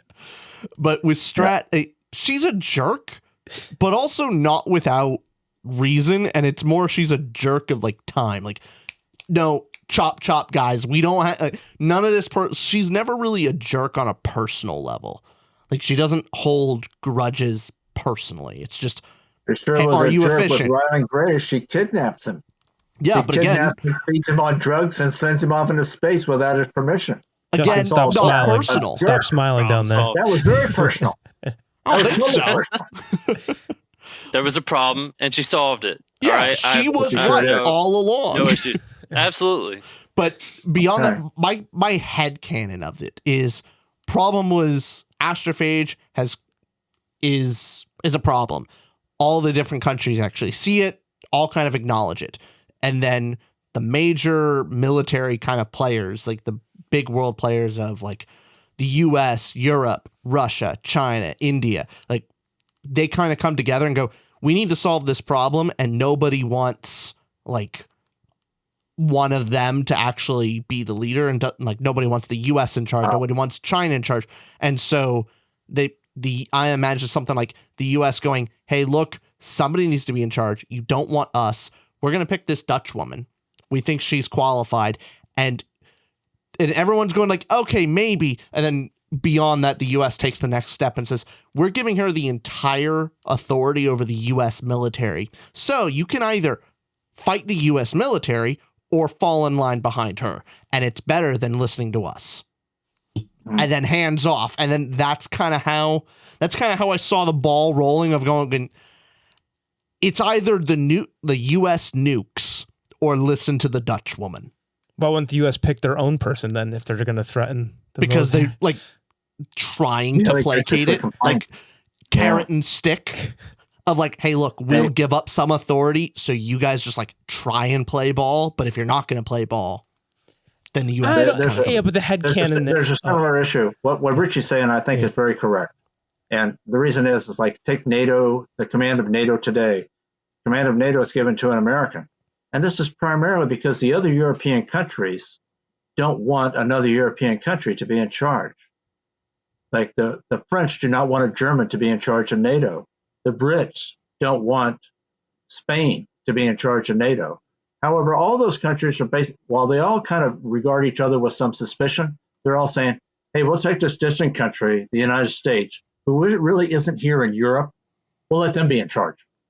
But okay. Isn't we'll not the United States being in charge just as long as that stinking country next to me that fought 2 world wars with me, they're not in charge. We don't want them. Okay. A Brit doesn't want a Frenchman telling them what to do. So a Frenchman doesn't want, I don't know, a Dane to tell them what to do. But so basically a way to tell them what to do. A way to get China to come to the table of like the China, like they wouldn't want America to be like directly in charge. It's like if America goes like, hey, look, listen to this Dutch woman instead. Yeah. Behind the scenes, yes, she has the U.S. Counter to that, though, isn't NATO mostly funded by the U.S., like plurality-wise? Yeah, it is. Yeah, well, not for long, but anyway. It has been but you know, NATO is still the U.S. is still the big. Like back to the point of big player. The U.S. is NATO's sugar daddy. Yes, but yeah, back to the point of if the U.S. is just going to threaten in your headcanon. I don't agree with the headcanon, but I think we're all off the point of I don't think it matters. True. I don't because I think here's what I think the cut to the chase is Andy Weir when he's doing this. In order to make it a sci-fi book, 30 chapters thriller, you have to have the strat figure. You have to have this expedited. I love my epic sagas and space operas, and I'll get that with our Sun Eaters or whatever. I think if you double the length of this book, maybe if it's 45 chapters, I think you could get everything you'd want, Rich Senior, and I would maybe like that in a different book, but I think it would lose the optimism for it. It would lose a lot of the... It would lose the speed, veneer, how quick this book was. The pacing is just constant. Yeah. You would lose it if you kind of go into those details. One of the things I compliment Andy Weir on is the length of the novel is actually fairly long. It's about 475 pages. Okay. And many authors have indicated, and critics have said, hey, the great novel is something like around 100, 125, 150 pages at the most. We need more of those. If an author can't get his point across in that 150 pages, he's BSing too much. Okay, there's fluff in there. However, Andy Weir basically takes 475 pages, and it is pretty thick. Yeah, see, Richie has tried to get me to read some of these things, and it defeats me. Okay, I just can't read a 1,000-page novel. Okay, and that's me. But anyway, you read Lonesome Dove. 475 pages. It was well done. It moved along. It kept interest, and I didn't find that a whole bunch of fluff. I mean, he needed time, and pages basically describe what he's doing, the scientific experiments, the problem solving, the relationship with Rocky. That all took some time to actually put into the novel. So it was There's very little fluff in that novel, very little, and I think that's a compliment to Andy Weir. Oh, I totally agree with that. The efficiency of words, or just making it for us. This was just because of the sci-fi genre, because I know you like other genres as well. This was shorter for the books we comparatively read, but still, I think you're right. Yeah, it's technically longer than the average book, right? It's longer than The Martian. It is? Okay. Yeah, So- true. Yeah, I think with this the entire plot of this book we beat to death with it. We know the promise is the universe, the not universe, but the solar Earth is at stake. Earth is at stake. Alien is here. We have first contact with the amoeba astrophage. We have second contact with Rocky, and we have third contact with Talmeba. the Talmeba. Talmeba. And Right. the entire movement of this plot, how much did you like it? Was there a specific problem solving situation that Ryland Grace did that everybody loved of, oh, that was a cool way to solve that problem or think about it? Does any stand out for people? What about you, Justin? There was the one where he was calculating, I think, volume or mass using volume. I think he was suspending something in the air. I was honestly trying to follow it as best I could, but just being able to just think outside the box and be like, oh, I need to get to 4. I'm at 1, 2. Let's go to 7. Come back. It was really fascinating to see him take different science principles and just we're gonna get there. Trust the process. Justin, As someone from Philly, trust the process. you'll never hear this again. You're a genius for bringing that up, okay? Because I think why that was the best one, and I agree that's the best one, is all of the things he was solving for the most part was, oh, solve the thing, great, I did it. Solve the thing, great, I did it. That one, he was solving it to go show Rocky, look, I figured out what you were trying to tell me, Rocky. And then Rocky shows the iron to Ryland Grace and goes, no, dummy, it was giving you the elements so you could get the exact grams of this so we could start converting units together. Or Ryland, it was the miscommunication. Ryland's looking, going, oh, Rocky wants me to go weigh this and figure out to the nearest what's the volume of this. Then we could start using the same units of measurement. Comes back and Rocky goes, no, dummy. So that was a big victory for Ryland Grace, but why the plot was also good, because it shows, genuine miscommunication. And also that was a really cool science way of solving it. So Justin, man, you're striking like zero strikeouts so far. This is surprising. Oh, very good. All right. I'll tell you, for me, the problem solving aspect, I was most impressed with the way they were able to go ahead and actually take Talmeba and basically, even though it violated the Prime Directive because they're altering this Talmeba, this thing, to be something different than what it was, being able to go ahead and actually make Talmeba survive in both Venus and I think what's the planet that they have to seed Arid with? It's Irid. Irid is the Arid. planet. Anyway, they have to basically increase the amount of nitrogen that's able to survive in both of these environments, or increase Talmeba's ability to survive that. So that aspect of it I thought was, but at the same time, he violates the Prime Directive. I got to bring that up because that's very important in space. But Not to the Prime violate it. Directive isn't real. However, It's the not Prime real. Directive is real. Okay, it's the best thing of Star Trek and of everything. This is Don't not Star violate the Prime Trek. Directive. And However, every he great violates- captain from Star Trek doesn't follow the Prime Directive. The Prime Directive is wrong. Yeah, and they run into trouble when they do. But here's the thing: he basically This is what I came alters for. this, the character of Talmeba, and that in itself makes it such that it can now get through Xenonite. So it causes a problem later on. So it's that unintended consequence when you interfere with another life form. So that's why they say don't violate the Prime Directive. But however, he's able to solve that as well, okay, and get around it. So in that aspect of it, I was impressed with his problem solving and basically building up Talmeba's capability to survive in these different environments. I will say too that the fun part about this plot, obviously problem solving, but when the moments happened I did not go into this book knowing it was a first contact I didn't even know the astrophage were a thing, so I didn't know that. But also getting a quarter way through the book and having another first contact with alien, that made it so fun to go through. And then getting the whole communication between the two of them in relationship was the thing that drove it for me as well. But I wanted to say to that point, You know what? I was gonna say the point, but then it lost me. What could you say what you were saying again, Rich Senior? It was based on what you said there. Well, I was The prime I was harping directive. about the prime directive about Yes. basically taking Talmiba, altering the composition of Talmiba Yes. such that it could survive the different nitrogen contents of the target planet, where they're going to try to destroy Astrophyte. Yes. So That I thought was it was interesting. Yeah, so, it was very well done. It was logical. It made sense to me. exactly. That's super cool how logical it was. Of course, this would have a predator.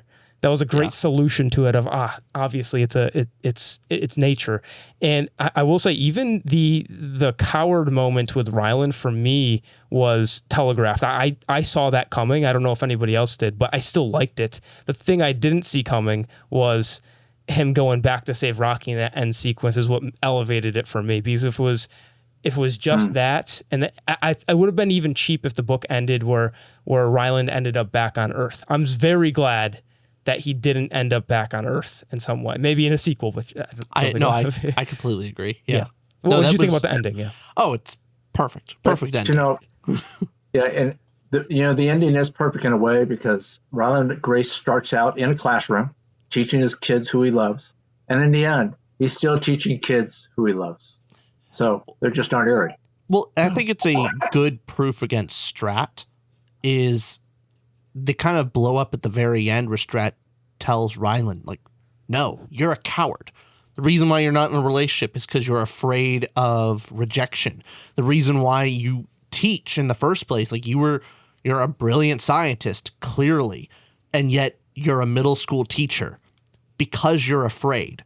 You're like you got rejected once, you got pushback once against your theory, and you ran and hid to go teach middle school. You're a coward. And by the end of you could twist that and go like, oh, he's only a teacher because he's afraid of conflict and he likes the admiration of children, that he kind of he likes that hierarchical authority that they can't really speak down to him. Yeah. And we see maybe that's how it started for him. Maybe that's why he went to teaching route and teaching kids. But it clearly even from the very beginning, we see that no, he loves it. He did find his life's passion of teaching children. That's his love for what he actually loves to do. And to see that he could still do the same thing with aliens at the end is just so adorable. Yep. That was great. If we want to world building time. World building. What'd you give out of 5 stars, Rich? You give it a 5. Surprise. This one I gave 4.75 stars. Nearly floored me. Nearly. What did you both think about the world building? Okay, when you're talking about world building, you're talking, and pardon me for not knowing the essence of this thing, but you're talking about the whole structure of it. Is it logical? Is it make sense? We're talking about the words we use. So a 5-star world is you forgot reality, you escaped into this secondary world, and we're extremely immersed. And then the worst of it would be no immersion. So when you read the book, did you feel as if you escaped? And that could be, the setting of the world, the science, the tone, everything involved with building this fictional world. I would give it a 4. And once again, I would go back to the idea. It's I just don't see the Earth coming together and laying down all of their national differences to go ahead and cooperate on the scale that Strat is able to make them do. I just don't see it. I will say the reason I have 4.75 is everything in space was perfection. And then the Earth part, I agree with you. There was, it was not a standout. When I went to the Earth stuff, I was going, okay, this is fiction. and then I went back to escaping, but the space stuff was just so amazing to me that it nearly floored me. But Justin, what did you give it? What do you think about the world? I gave it a 4.5. Bravo. Real strong world. I felt I was really easy to, get immersed in, a world that has aliens. The way that he brought forward everything just seemed extremely logical, and I was able to follow it very closely. So I was able to kind of, get, like I said, immersed into into the space scenes, into stuff on Earth, the problem solving, just even the scenes with Rocky and his world, and just being able to be very specific with everything that Rocky was coming from. It painted a very clear picture for me on how this world operated, and I loved it. Even the Xenonite, he did a great job of explaining how the ships worked, everything. I loved it. Yeah. The science elements that felt more like magic, I'm glad he left that to the alien stuff. So like, the Rocky, the Xenonite. Yeah. Xenonite was probably most, magic-esque. It's kind of just this miracle material that can be formed from a gas. Yeah. And it's like, yeah, that's the alien stuff. It's okay not to fully explain how that really works. Exactly. Beyond that, like the fact that Rocky has just this perfect memory and is able to do all these math equations like off the top of his head. Like if Rylan was doing this, it wouldn't work, but alien. All right, cool. We're putting all the close to magic things in the right place.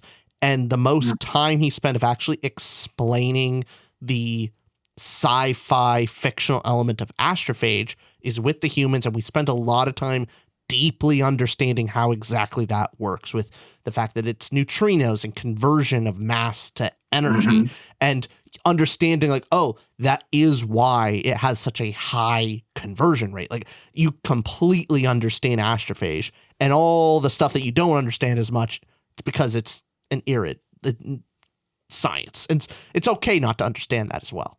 So yeah, I think you bring up a very good point. I think you bring up a very good point about the magical aspects of the science are provided by the alien, which is much more believable. That's very acceptable. So, for example, if you kind of said, oh, like evidently Rocky has a photographic memory. He remembers everything. So for him to learn to Rylan's language is very easy. Rylan's got to work at it. Well, if you put Rylan Grace as having a photographic memory, we'd say, really? A human having that's very unusual to have that degree of knowledge. So you bring up a very good point. And the magical stuff, the alien was doing it and makes it believable. Well, even better with their conversations, it would be less believable that Rylan learned how to speak Irid, but the fact that all he has to do is understand it. That's also a more believable hurdle. Both of them just need to learn how to understand each other, but because Rocky has perfect memory, it makes the learning process a lot quicker. Only Rylan actually needs to learn to understand Rocky. Rocky just needs to hear it once and like, I got it. Oh, yeah. And so like the fact that they're both speaking their own languages, and then that's a much easier bar to get to. So it made it's understandable why that goes a little quicker. I'll go as far to say there are some such cool aliens in sci-fis. We always refer to Fire Upon the Deep, the Tines, super cool. As far as Rocky goes, the Iridians, for the time we get with them, one of the coolest alien creatures, just the snippets we get. I have a list of these, whichever people are interested in, but how we learn they're steam powered is sick. The fact they didn't discover radiation, which Justin referred to earlier, of why his friends ended up dying. It was so cool that their planet, seeing this planet, had no incentive to go outside of their planet, where I believe it was described they went to the top of their atmosphere, built things out to there, but never went beyond it.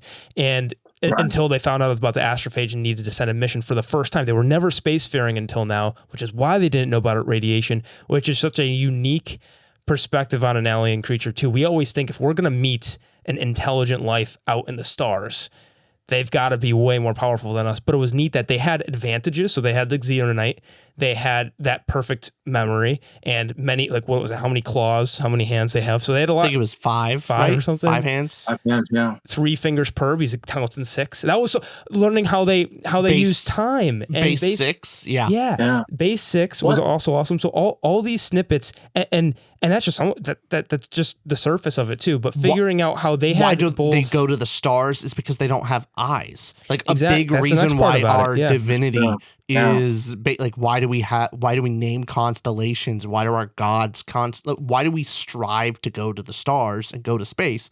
Because we see it. We see the moon. And They we're weren't like, incentivized to. where Yeah. is that? The fact that they can't see it. Why would they ever want to go up there? Like, what's the Exactly. motivation? And it goes to that point of when they met, they both provided something to each other. So Ryland was actually useful and helpful to Rocky, while Rocky was very helpful to Grace as well. Like, you know, the balance was there. Sometimes I feel like this podcast, you know, take it how you will. But then I found it very interesting, and this was less believable to me, that both the alien, both Rocky and Ryland, and the Hail Mary ship are using astrophage as a fuel. That's how they. So both of them are using astrophage as a fuel, and I was thinking that's an awful parallel development of two very, very different species coming up with a solution for space travel to use the same material as fuel. I just found that interesting. Well, interesting. it definitely makes. I think not they really talk totally about believable. It.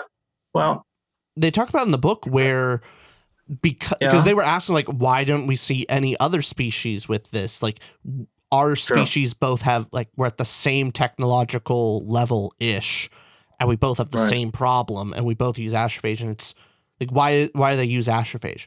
It's the most perfect energy storage, most efficient, most perfect energy storage system. Of course, you would use it for rocket fuel. Yeah. What else? What else would there be? It was explained too, the reason they met was because they were both not advanced enough to where they could just get rid of the astrophage, because if they were a more advanced alien civilization, then it wouldn't be a problem where they'd have to use the astrophage to go search for it and solve it. But they also were spacefaring enough. So if we weren't at this whatever phase of the spacefaring civilization we are now, if this was 100 years ago, we would have just died out. So all the planets around that did have life that were either not developed enough or were way further developed didn't meet, because it's a survivorship bias where the only people that would meet there to solve said problem are the ones that at similar technological levels. Yeah, you'd have to be there to reach that. But I do see your point with I mean, what did you think, Rich Sr., about the astrophage technology? Was that too far-fetched for you? Or because I know you give the good perspective, the realistic stuff. Us sci-fi nerds are just going, oh yeah. The thing is, the way he approached Ryland originally goes into astrophage and he's looking at it. It goes slow enough and steady enough that you begin to start to see how he's evaluating it, and he describes the different tests that he's doing. He pricks one and it dies. Okay. They discover the amount of energy that's within it. So it's a step by step. It makes sense what he's saying. All right. And then I found it fascinating to find out like how he discovers how they can reproduce. Yeah. And then sets up the different contraptions to go ahead and actually allow it to reproduce and produce it little by little. So I found that logic. That was, for me, in terms of the science, that was one of the easier things to understand and to grasp. At least I accepted it. Okay. Right. Accepted. So it's pretty good. Yeah, the astrophage having a natural predator, as we discussed, but also their cooling system. I thought it was super cool how the Petruvian. Justin, am I saying that right? Petrovian. Petrovian. Thank you. Petrovaline. Petrovaline. Okay, Petrovaline. Petrovian. How it functioned, that they needed to go sun for energy, the CO2 on Venus. The reason that they went to Venus was cool to reveal and go, oh, that makes so much sense how that works. And so that was cool. And last thing with the Iridians, of obviously how they sleep was made perfect sense as well, of if your senses, first off, they can't see at all, so their senses work a specific way, but they need to watch each other evolutionarily because their body just stops. They're steam powered and they don't sleep as if humans do. They shut off and they basically reboot like a computer, like a steam powered engine. And so that's why evolutionarily they need to watch each other, and neat how they eat out of the same orifice, which is called mono something, which was the way their culture something gross, but just how that is alien to Ryland, and going, oh, I see why that would be gross, but lovely aliens. The whole thing about the sleep, I initially saw it as kind of an emotional thing, that the Iridians basically, it was it was kind of a tribal thing. That's what they do in their family. And then it only became explained at the end, near the end, we're basically saying because they become inert, they want somebody else to watch them in case there's something that happens and they have to be woken up. So, because if they're asleep, they may not wake up to see what the problem is. So, so that made sense. But initially kind of comes on as kind of almost a cultural, tribal type of thing. But it's I also thought the same thing with that because But I thought accepted it was like emotional for like Rocky, losing his crew and everything. I thought it was like hey, somebody Right. finally that's alive. Hey, can you be Exactly. with me? Right. That's what Stay I with thought me. exactly. Yeah. Right. Yeah, that happened first. Then we found out why chapters later in the order of things. Yeah. Anything else for world building, Justin? Anything strike you other than what we covered? Do you agree on the Earth stuff? You touched on it briefly, but you like Strat, but did you like the Earth world building?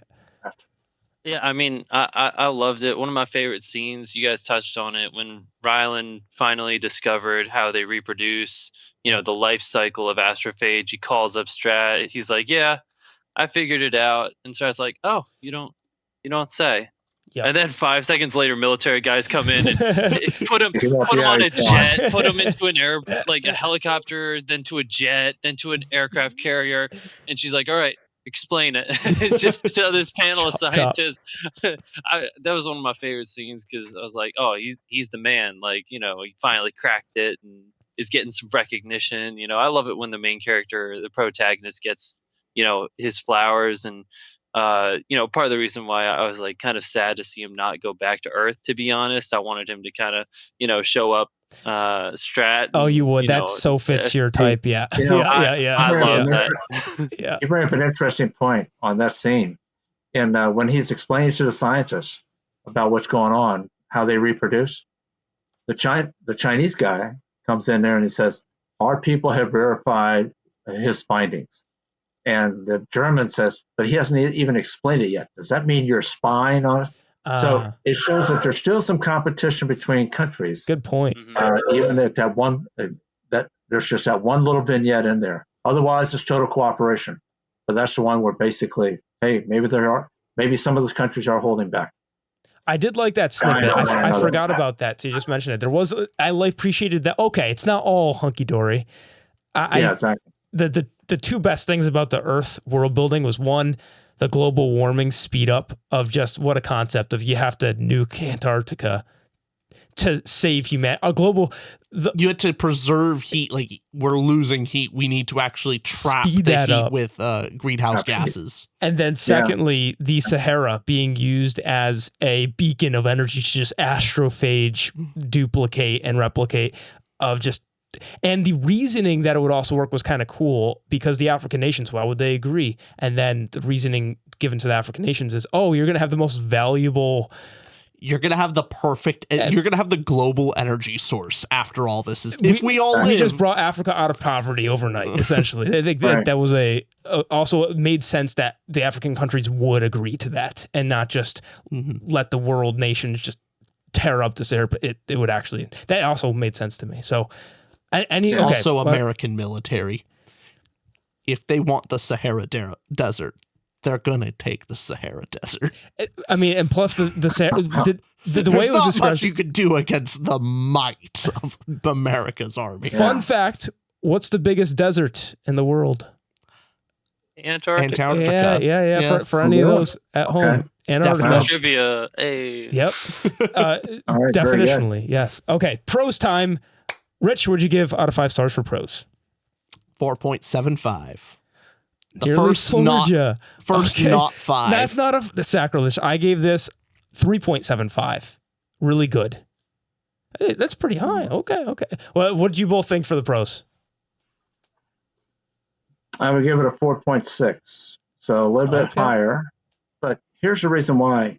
He comes up with periodically, these little snippets of wisdom, throughout the text. And here's one which I loved. Ryland is saying this. He has to go to a bunch of meetings, with Strat and other stuff like that. And he basically, he's a scientist. He dislikes meetings he thinks are a waste of time for the most part.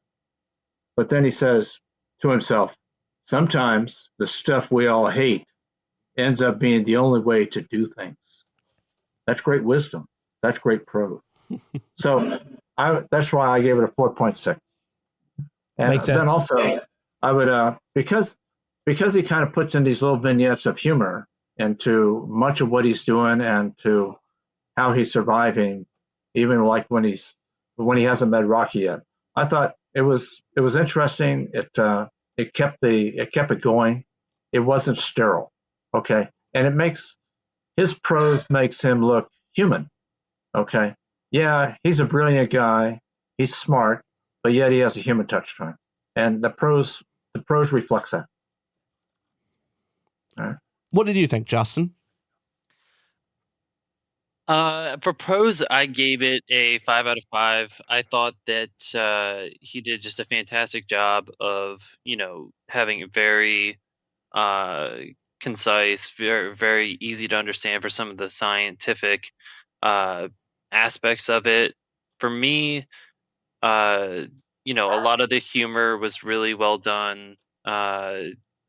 One thing that I always found impressive is when a film or a book has someone that's stranded, someone that's alone, someone where there's no dialogue, and trying to make you kind of get into this person's head without that, crutch of being able to see them interact with people, at least initially. And so getting to understand Rylan while he was alone on that spaceship, I thought was just really well done. And it's similar Yeah. to, The Thank you. Martian. I only saw the movie, but I really appreciated the way that he was able to incorporate that humor, incorporate that voice for Mark Watney while he's just alone. And I just find that very impressive to do. Man, I guess I'm the Okay. pro snob for this one. I will say I agree with you all. Really good. What I liked was the book sounded like Ryland Grace. He's a corny teacher, so some people that wouldn't like some of the lines. So here's some of the dialogue. I'll pick out a snippet later as well and say that. But some of the dialogue that he would say in his head would, gotta go like a bat out of hell, or it clicked in my mind like puzzle pieces finally fitting together, or I feel like my heart is going to beat out of my chest. All these kind of terms that are very common. You could imagine a teacher's saying things like that. It's his voice, so it does his voice very well. I think sometimes can lean on corny, but the caveat being, I like the corniness because it's his character. I think the best thing this prose does is explain those high level concepts very well to the average reader. Just going, okay, you did a great job at defining hard sci-fi for me while I'm just trying to understand the stakes, understand what is astrophage. Does all that well. Very comprehensible. I just think really good as far as like when we're looking 5 stars, prose being irreplaceable. I think other writers could write like this, although he does it better than a lot. Yeah, the two aspects here is I laughed out loud multiple times, and it's due to his writing. I think Andy Weir is a very funny writer, and so the character voice top notch. But the real skill I see here is Andy Weir being able to explain very, very complex scientific concepts in a way that amateurs can understand. If maybe it's still kind of hard to understand, but this is approachable to nearly everyone. That is so hard to do. That trying to explain physics concepts to like a 5-year-old is one of the hardest things to do, and a sign of real mastery. And Andy Weir clearly is a master at being able to explain these concepts and accurately. I would agree. Totally. Yeah, I would say I agree. He does it really well. Although I don't think Andy Weir's the only one or the one of the kind to do that. So I would also say I guess why I give prose lower than most would be the one of the things that I mentioned earlier about his character was him reminding the reader that he's a teacher, or him reminding you who his character is, or getting that. If I didn't like the character and like the book and love the author and all the things, this would annoy me in another book. I know if I was reading a different book with a character that was on my nerves, I'll go like, I get it. You reminded me you're a teacher for the 1,000th time. I get it. You did that. Oh, okay, I get it. Like a bat out of hell, or using those trite lines, which are acceptable in this teacher's head. So yes, explains things very well, although I would say Andy Weir, I would not say is known for his prose. That the one thing that would have to go down on would be the prose, as it's really good again, but I would not go to somebody and be like, "Oh, you got to read this. You got to like read this line," you know. That's me. Although really good stuff. Fair enough. That is. Now, do you guys have any other thoughts on the prose or I guess we can loop into more overall book thoughts? We're at the end of the discussion. How did you enjoy the journey of was this our fifth take? Maybe fourth or fifth? Well, it's a great book. There's no doubt about it. And I think the quality of any book is that if you can learn something from it, if there is a kind of a glimmer of hope after it, you can't put it down. I mean, you've got to keep reading it, or you're looking forward to picking it up again to read it again. Those are all great qualities to any fine literature. So maybe the finest literature out there, maybe it's not, but it's so enjoyable to read that I would recommend it to any one of a number of people, whether you're a scientist, whether you're a layman like me. Like a layman is basically dumb as a rock. Total liberal arts major, that's what I am. Anyway, it's worth reading, and it's great entertainment, and it's a great book to read. So I would totally endorse it. By the way, to hype up my dad for audience speaking, how many languages do you actually speak, Dad? 4. So I barely speaking. He's not the dumbest. Yeah. He's not the dumbest bag of rocks. There are dumber. Okay. All right. Justin? But anyway. I thought that was going to be a slight at me. I thought you were going to be, there are dumber. How many languages do you speak? I was giving you space for a punchline, and then none came. I was going. I saw you brace for it. I was like, okay, Austin's usually coming. Justin, we caught out. I'll be honest. Yeah. I thought about it, and I was like, we've been low hanging fruit. Yeah. We've been mean to Justin this whole video. Justin, how do you feel that you're in an episode finally? You know what? It feels like a long time coming. You know, ever since my first one got accidentally deleted. You know, it's. They didn't accidentally delete it. They deleted it on purpose. In my eyes, it was accidentally deleted. Yeah, I can't come to grips with it actually being purposefully deleted. What if? Okay, editor Nick, we'll talk after this, but we'll post this on the YouTubes, but maybe we'll have a Patreon exclusive version where Justin's just cut out. And so it's when we ask Justin, it's either like we cut or just there's nothing, silence for a minute, and then it goes into us talking and we just cut. That's pretty easy to do. I think Nick, we'll give you extra. We'll make sure that's done. I didn't talk too much, so I think there's definitely room to scoop me out. But my thoughts on the book, yes. I would say that it really reminded me to get back outside of my comfort zone when it comes to reading. I really got into a kind of consistent, I'll read the next Brandon Sanderson book and just keep going down that path. And I'm like, all right, I'll stick in fantasy. But sci-fi, I never really looked at too much. I always felt like it'd go over my head and, I would just be intimidated. And so, Richie's glowing, review of this book really hooked me in and put it on my TBR, and I'm really happy that I, took that leap of faith, and all I can say is amaze. So bravo. Nice. Rich, any concluding thoughts? Yeah, hey, this is one of my favorite books, and our Patreon group convinced me to read this book, and I'm so happy they did. I love this book. The fact that I reread it and I still had the same amount of joy, if not more, just cements it as one of my favorites. This is almost everything I'm looking for in a novel. It's got everything. Justin and Rich Sr., thank you both for coming on the discussion here. And that is it. That's all we got. Usually we have to end with booktubers to go, where can people find you? But you guys do the correct thing of not having online presence. How joyous is that? It's just There we go. All right. Rich Sr., oh, sorry, anything, Rich Sr., for concluding remarks? No, thanks. Thanks for having me on. This was an enjoyable experience. So cool. Yeah. I cool think we meant. beans, as I say. Oh yeah. That's where you get it from. Yeah, I knew that. I get most of my phrases and sayings from my dad. Don't say that one saying on camera. Yes. That's a friend group humor. Yeah, exactly. All right. That is all. Bye, everyone. Okay. Bye-bye. Thanks, Sorry, guys. Nick. Take care. So we actually did do Project Hail Mary for our book club a while ago. This was the book club is the reason. What just happened? Literally, the power went out, and the camera equipment is on battery. My computer is You not. were just talking about that but too. I didn't hook up my computers.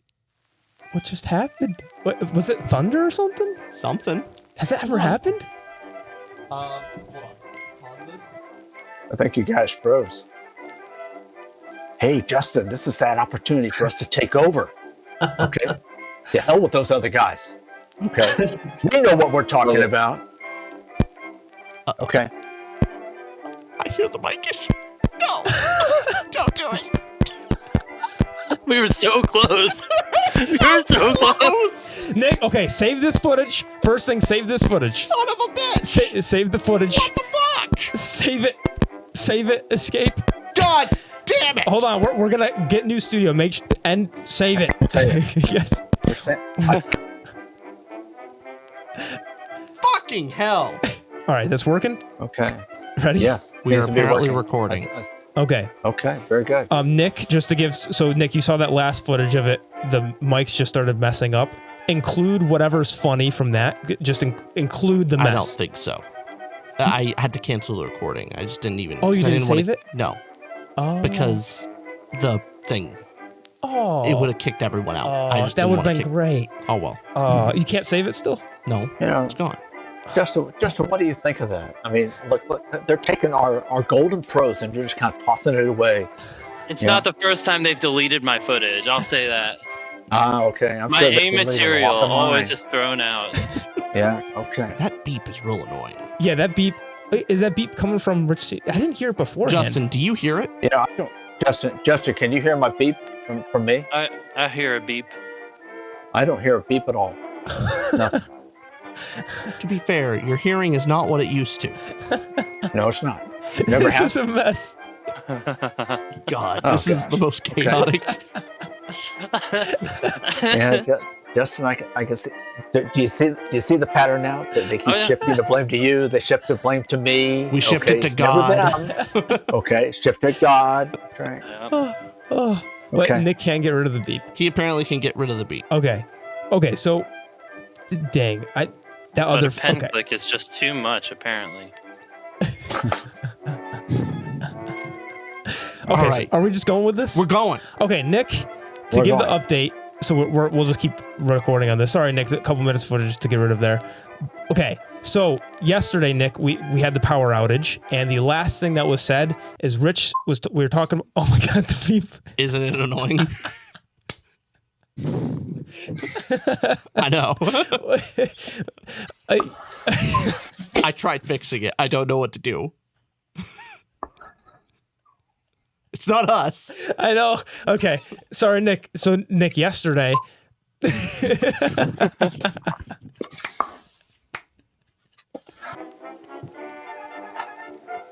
Yeah, it's amazing how you guys actually make money off of this stuff. Okay. Oh God. Okay, It's too hot in here. it is okay. Nick, so Nick, here's what we'll go off of. Nick, whatever footage from here you want to include in bloopers, go ahead and include in bloopers at the end. You better give him a raise after this one.